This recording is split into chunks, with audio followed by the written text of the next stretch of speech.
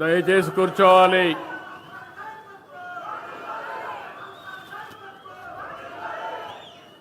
దయచేసి కూర్చోవాలి.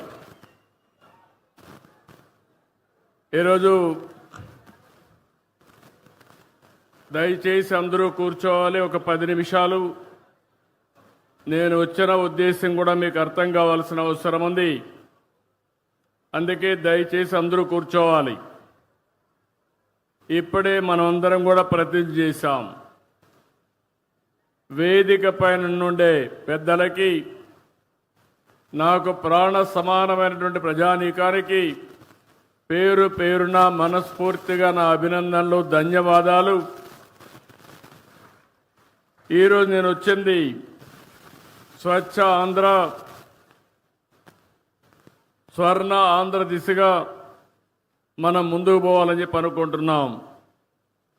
నెలకొక్కసారి 3వ శనివారం అన్ని పనులు వదిలిపెట్టి మన పరిసరాల్ని, మన ఇల్లుని, ఇంటి బయట ఏ విధంగా, ఒక విధంగా చెప్పాలంటే చెత్త చెదారం ఉందో అవన్నీ చూసుకుని మనం అందరం కూడా దాన్ని ఏ విధంగా పరిశుభ్రంగా పెట్టాలనో పునరంకితం కావడానికి ఒకరోజు స్పెండ్ చేస్తున్నాం. నేను వివిధ సమయాల్లో వివిధ విషయాలు టేకప్ చేశాను. ఈరోజు నేను రైతు బజారుకి వెళ్ళాను. రైతు బజార్లు నేనే పెట్టాను. 1999లో పెట్టాను. ఆ రోజు ఒక మంచి ఉద్దేశంతో రైతులకు గిట్టుబాటు ధర రావాలి, వినియోగదారులకు నాణ్యమైన తక్కువ ధరకే కూరగాయలు కానీ వ్యవసాయ ఉత్పత్తులు ఇవ్వాలని ఆ రోజు ఈ కాన్సెప్ట్ తీసుకొచ్చాం.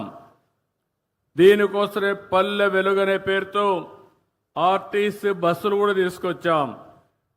వెనక సీట్లన్నీ కూడా ఖాళీ చేయించి అవన్నీ రిమూవ్ చేసి నేరుగా కూరగాయలు అందులో వేసుకుని తెల్లవారితో ఫస్ట్ అవర్లో రైతు బజారు దగ్గర తీసుకొచ్చి వదిలిపెట్టేవాళ్ళం. దానివల్ల చాలామంది రైతులు మధ్య దళారులు లేకుండా వాళ్ళంతా వాళ్ళ యొక్క పండించిన పంటలు అమ్ముకునే పరిస్థితికి వచ్చారు. ఇంకో పక్కన ఎవరైతే వినియోగదారులు ఉన్నారో వాళ్ళంతా నేరుగా రైతు బజారుకి వెళ్తే నాణ్యమైనటువంటి సరుకులు దొరికేటివి, ఫ్రెష్గా వెజిటబుల్స్ ఉండేటివి. అలాంటిది ఆ కాన్సెప్ట్ మీరు చూస్తే ఈరోజు 125 రైతు బజార్లే మన దగ్గర ఉన్నాయి. కానీ కారణాలు ఏదైనా కావచ్చు, కానీ కాలక్రమేణా దీనిపైన శ్రద్ధ పెట్టలేకపోయారు. ఈరోజు నేను చూశాను, ఏదైతే ఇక్కడ చూసిన రైతు బజార్ని ఒక ఆదర్శంగా తయారు చేస్తాను.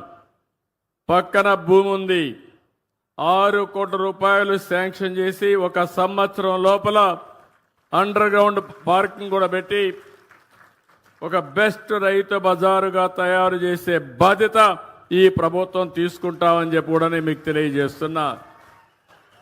ఇప్పుడు సబ్జీ కూలర్లు కూడా వచ్చాయి. ఒకప్పుడు ఎన్నో కష్టాలు పడేవాళ్ళం. కరెంటు కూడా అవసరం లేకుండా సబ్జీ కూలర్లో పెడితే మనం ఏ విధంగా పెడతామో అంత ఫ్రెష్గా కూడా ఉంటాయి. అంటే ఇలాంటి రైతు బజార్లని ఇప్పుడు 125 ఉన్నాయి.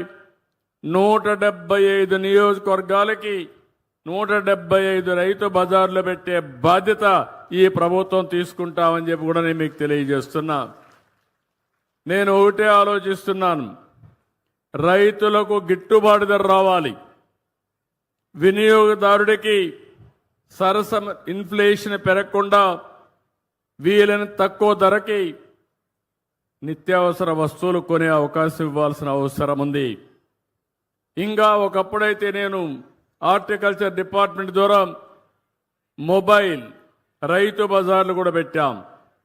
ఇలాంటి వినూత్నమైన కార్యక్రమాలతో ముందుకు పోయి మీ ఇంటి దగ్గరనే కూరగాయలు కానీ, ఇప్పుడిప్పుడు నేచురల్ ఫార్మింగ్ వచ్చింది, ఆర్గానిక్ ఫుడ్ కూడా వచ్చే పరిస్థితి వచ్చింది.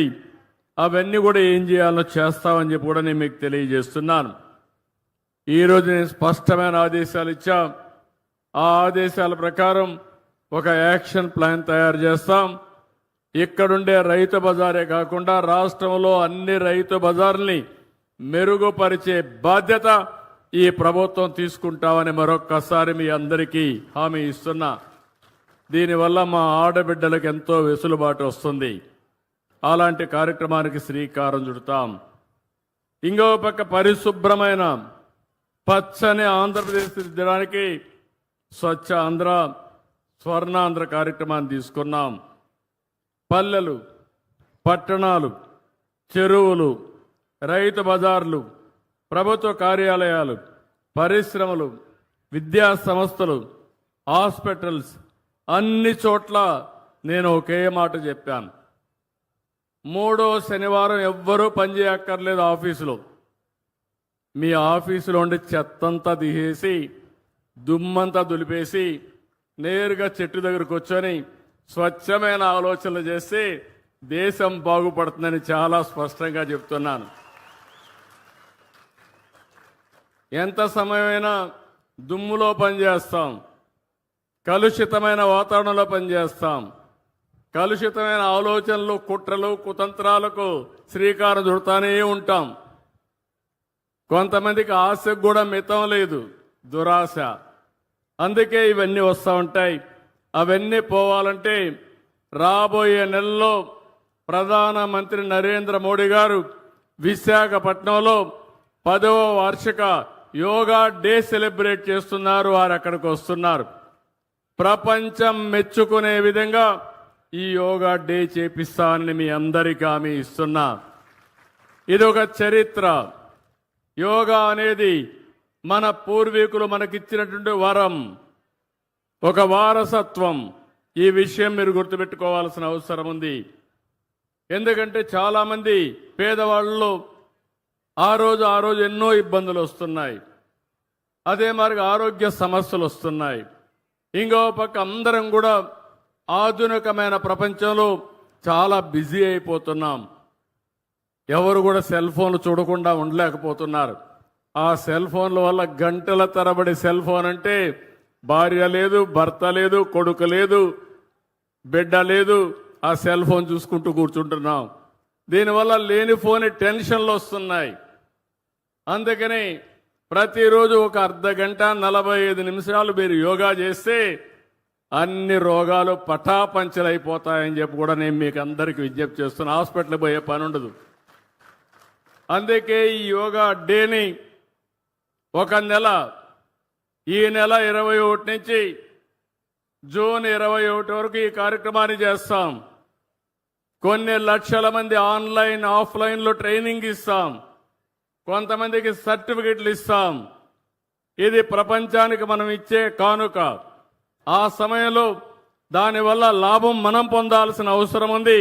దీనికి నేను శ్రీకారం చుడతానని మరొక్కసారి మీ అందరికీ హామీ ఇస్తున్నా. ఇంకో పక్కన మీరందరూ ఒక్కసారి గుర్తుపెట్టుకోవాల్సిన అవసరం ఉంది. ఈరోజు నేను